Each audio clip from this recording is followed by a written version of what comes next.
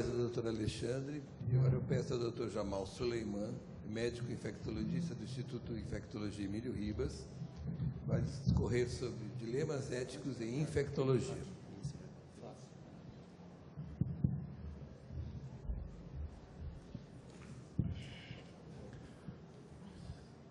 Primeiro, os agradecimentos de praxe.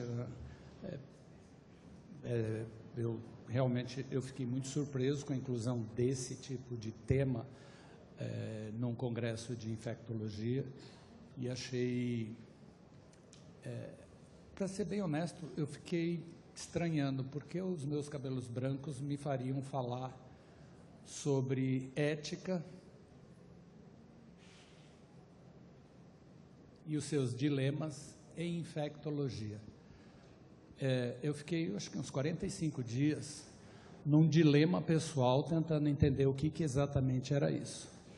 E hoje, sem que a gente tivesse ensaiado, em nenhum momento eu não falei com ninguém da mesa, porque eu quis fazer o exercício dos atores, o meu laboratório pessoal, para tentar entender o que era esse assunto.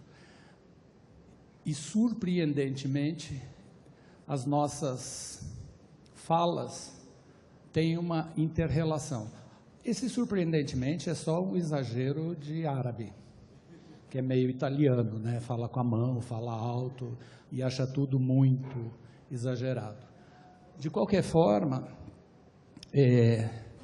esse assunto eu não pretendo esgotar aqui, nem é essa a tarefa, que foi aonde eu cheguei. Aqui tem uma geração bem mais nova do que eu, e que talvez valha a pena a gente retroceder um pouco no tempo. Eu não tenho nenhum conflito de interesse, e eu queria voltar para Terêncio, no 2º século antes de Cristo, só para lembrar quem nós somos. Eu acho que esse congresso reforça essa ideia muito, desde a sua abertura, desde a conferência de abertura. Eu acho que isso deve ser o norte da atividade de todo sujeito que faz doenças infecciosas.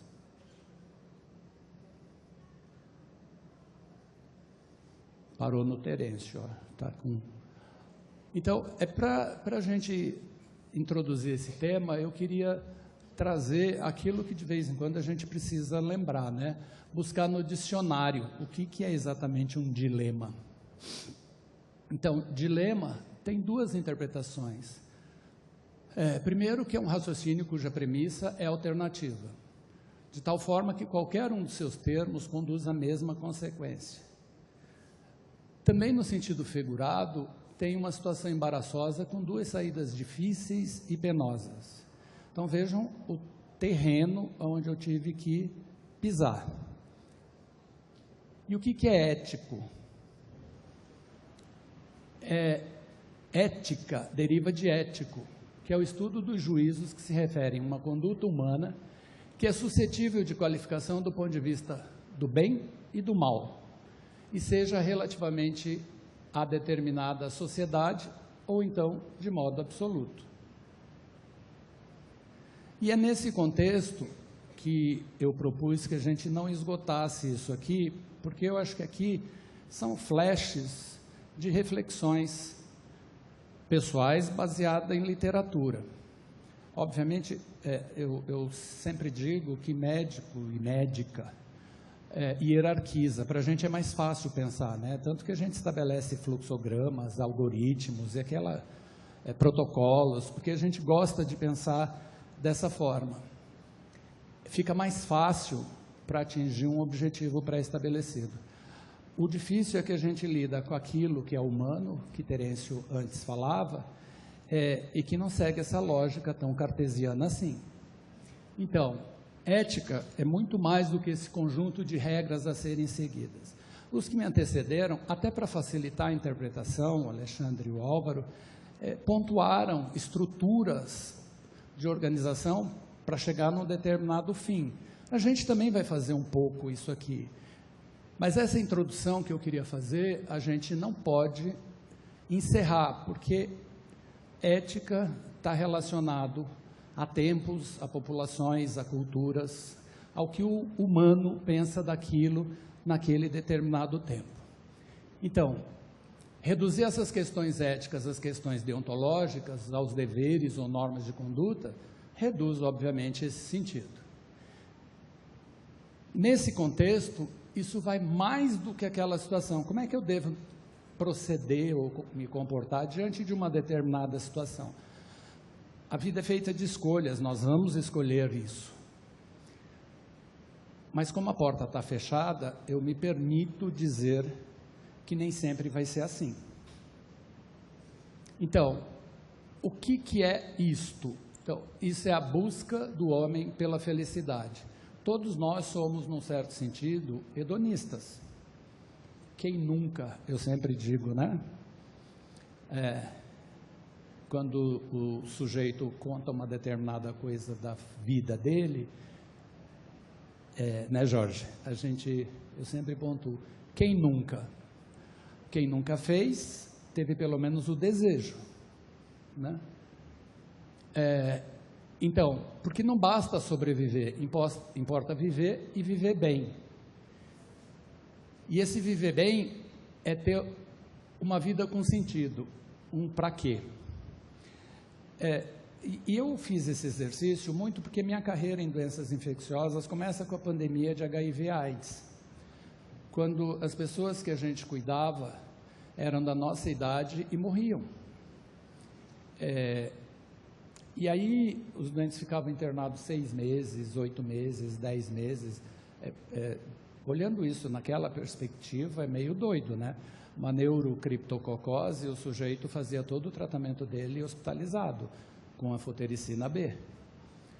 Eu não sei como é que aguentava. Ao final ele morria, e aí ele perguntava, para que eu faço isso? Então, o que é um dilema ético? É um desafio para a teoria ética e para a ética aplicada, que são duas situações pontuais para o entendimento desse tipo de assunto.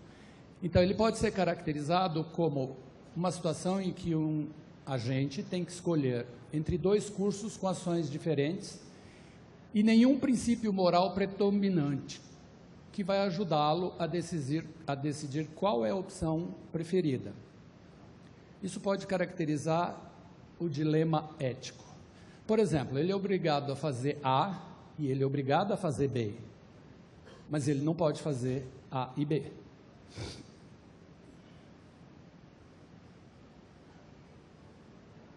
Então, essa teoria ética vai abordar o problema como princípios morais diferentes.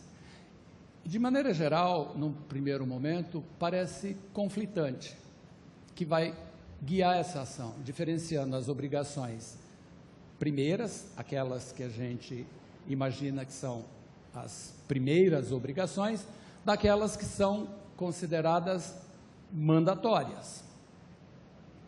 E onde entra na nossa área, que é uma área de convergência? Essas novas tecnologias, os métodos científicos geram esses dilemas éticos nos campos da biotecnologia, medicina, interação humana com animais e com o meio ambiente. E é isso que eu vou trazer, porque, de novo, nesse exercício, a nossa área lida com todas essas interfaces, né? A gente não cuida só daquilo que Terêncio definiu ali. A gente cuida também, em alguns momentos, a nossa interface com aquilo que se denominou chamar de seres não pensantes. Então, eu pincei, algumas coisas que eu achei que era interessante para discutir no recorte infectologia. Quando é correto usar um tratamento experimental? Um pouco para ficar mais próximo, eu não estou nem chamando de a última pandemia, né, que todo mundo se refere à pandemia com uma intimidade como se fosse a única. Então, você viveu a pandemia. Na pandemia tem nome, é Covid, né? Então, e ali foi um momento em que a gente vivenciou muito essa situação. Quando é que a gente pode usar um tratamento experimental? Quando que isso é correto? Quando que a quarentena e isolamento é eticamente justificado? São conceitos e situações que a gente vai ter que trazer para o nosso cotidiano. Somos nós que definimos, que estabelecemos, que fazemos as propostas das estratégias de contenção para proteção. E aqui também tem um conceito teórico muito interessante. Por que que a gente faz isso? E o Alexandre trouxe no penúltimo slide dele 2 desses conceitos. Quais são os principais princípios éticos a serem seguidos quando se trata de controle de doenças infecciosas? A nossa aplicação de princípios éticos varia entre as doenças. Álvaro trouxe isso muito bem no seu, acho que antepenúltimo slide, quando fala da nossa responsabilidade na comunicação. Então, quais são eles? Tem o princípio da reciprocidade, tem o princípio do dano, tem o princípio da proporcionalidade e o princípio da transparência. Todos esses princípios, vocês estão vendo ali, eles se interrelacionam, eles não são fechados em si mesmos. Então, a reciprocidade estabelece que quando o indivíduo é vetor de uma doença infecciosa, tem a obrigação de se abster de transmitir a doença a outras pessoas. E, por sua vez, a sociedade em geral deve assumir a responsabilidade pelos encargos de isolamento. HIV mostrou muito isso.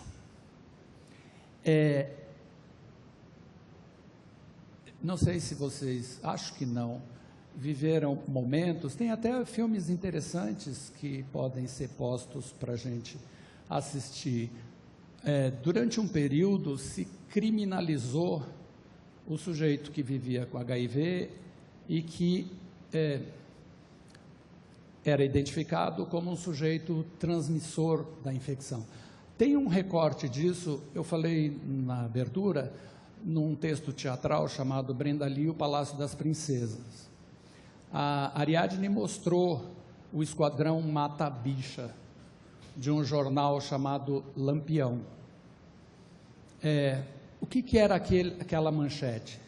Era esse contexto. Então, no princípio da reciprocidade, se você tem o critério, obviamente, que é da responsabilidade do indivíduo se abster de transmitir uma doença infecciosa para outro indivíduo. Quais são as doenças infecciosas que a gente aplica esse princípio? As de transmissão respiratória, em que o controle disso não está posto. As de transmissão interhumana por contato íntimo. Já estou colocando a última condição do slide anterior, para que a gente possa refletir. Se o Estado não estabelece medidas de compensação, Estado como um representante social, medidas de compensação, e quais são essas medidas de compensação? Para a gente ficar na questão do HIV, por exemplo, o que eu não gosto do termo, mas ele tem esse nome, benefícios sociais. Então, não é uma troca, mas há uma reciprocidade. Do dano,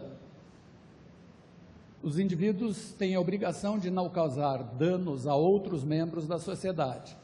E as liberdades individuais são limitadas pelo dano que podem causar a terceiro. Tem inter-relação com o princípio anterior, a proporcionalidade. As autoridades de saúde pública devem utilizar medidas menos restritivas, proporcionais ao objetivo de alcançar o controle, ali um erro de digitação, da doença. E o da transparência é muito em cima do que Álvaro colocou, né? O que é tanto o poder público quanto nós, que somos os porta-vozes, temos obrigação de fornecer informação e apoio ao longo do processo. Aqui, para quem se interessar, eu sugiro a leitura do relatório Belmont, que estabelece alguns pilares para a bioética, que é um pilar. Bioética sai de tudo isso que a gente está falando até agora.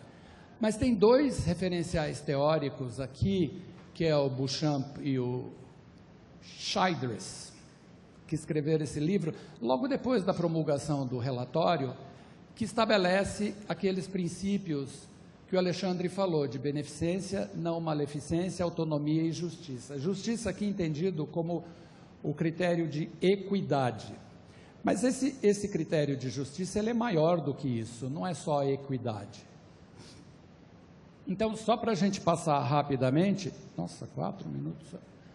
Então, o que a autonomia reconhece? A capacidade humana de autodeterminação e propõe o respeito a essa condição. Eu vou só pegar os pontos principais, depois, se alguém quiser, isso eu posso disponibilizar com prazer, está tudo aí, inclusive as referências.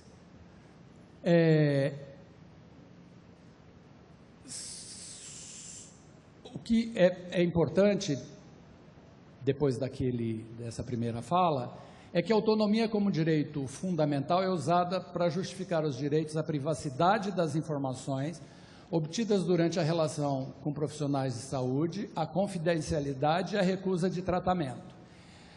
Só que isto é um lado só dessa moeda, porque alguns teóricos criticam a centralidade dessa autonomia e a gente vive isso no nosso cotidiano, né?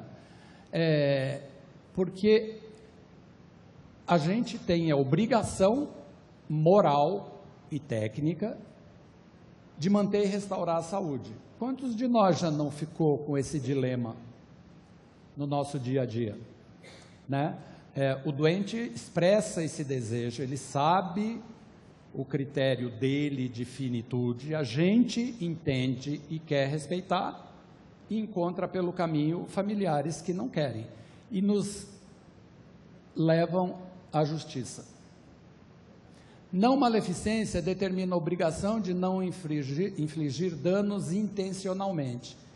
E aqui é importante porque parece contradição entre beneficência, só que não é, né? As obrigações de não prejudicar os outros são claramente distintas da de ajudar a outra pessoa. Então, não maleficência, dentro daquilo que está posto no que o Alexandre falou, define regras morais específicas, que é não matar, não causar dor e sofrimento, incapacitação e ofensa, e não despojar alguém dos prazeres da vida. Isso é diferente de negligência. É só para a gente lembrar que o princípio da não maleficência não é novo, tá? Hipócrates, para quem ainda se lembra no juramento, fala isso no juramento. Hoje eu estou trazendo os meus avós para falar aqui, tá? Estão baixando aqui. Beneficência é aquilo que todos nós falamos todos os dias. Alexandre até falou, não, Álvaro falou um pouco sobre os caras que postam nas redes sociais, o meu doutorzinho aqui me salvou. Aquilo lá, 1 minuto, já vou acabar. Está vendo como é difícil esse tema? A gente pode fazer, podemos ir à Ágora, só para chamar um outro pilar, né, da antiguidade, para a gente poder discutir isso aqui. Então, é isso que a gente faz quase todos os dias. E o que ele tem? Envolve um cálculo prévio sobre os danos que também podem ocorrer. Que é isso que a gente faz, né? A gente tenta botar na balança e ver até onde a gente vai chegar. Deixa eu só ver uma coisa aqui, que eu acho... aqui. Então, algumas coisas que a gente deve levar em consideração, agora trazendo isso para a nossa rotina, daqueles critérios que a gente falou instantes atrás. Por exemplo, quando você toma uma ação de fechar um restaurante, por falta de condições adequadas, o que você está pensando? Em beneficência. Por quê? Porque você está considerando que a sociedade vai ser protegida em detrimento do dono do restaurante. Se a autonomia desse sujeito, de novo, em cima de um conceito que é um pilar disso, a gente falou da autonomia. Se ele prevalecesse, o restaurante não poderia ser fechado. Como é que a gente lida com esse paradoxo? Só que o prejuízo ia ser imenso. Então, o que a gente tem? O benefício social se sobrepõe à autonomia desse dono de restaurante. Em relação à zoonose, é a mesma história. Por que a gente coloca a vacinação como um determinante para as doenças de transmissão por animais? Não tem escolha.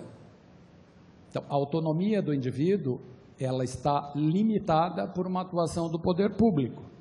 Saúde do trabalhador, da mesma forma, tem dupla via, tanto o trabalhador que tem a obrigação de usar os EPIs, quanto o patrão que tem a obrigação de fornecê-los.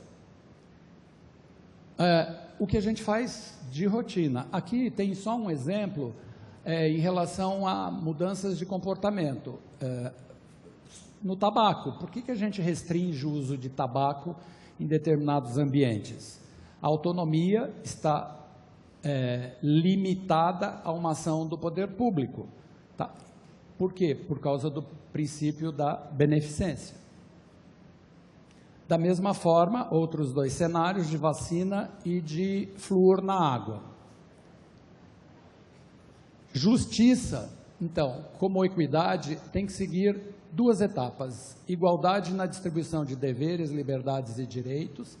Isso tem muito a ver com tudo isso é político, obviamente, né? Isso é uma postura liberal, ocidental, que considera esses princípios. Então, que é o que se convencionou a chamar de caminho do meio. Então, o direito à manifestação autonômica, liberdade de locomoção, expressão de opinião, reclamação, associação, informação e privacidade. As desigualdades devem estar vinculadas às posições e cargos abertos a todos, preservando a igualdade equitativa de oportunidade, e as desigualdades de riqueza e de autoridade são justas apenas se resultarem em benefícios compensatórios para cada um, e particularmente para os membros menos favorecidos da sociedade. Instantes atrás, eu chamei a atenção para esse princípio na fala do Ricardo Dias, né? Já vou terminar. Não interessa eu ter o tratamento mais mirabolante se eu não tiver equidade. E quem lida com doenças infecciosas não pode perder esse princípio como a espinha dorsal da sua atividade. Só para finalizar agora, de verdade, eu queria chamar o velho e bom Mário Quintana para encerrar essa fala aqui, que num texto que eu acho foda, dizer que esse texto, o poema é um poema curto dele, da eterna procura. Só o desejo inquieto que não passa faz o encanto da coisa desejada. E terminando desdenhando a caça pela doida aventura da caçada. Mais uma vez, para reforçar que o assunto não se esgota aqui e que a gente precisa refletir a cada tempo sobre o que a gente faz nesse pedaço. Obrigado.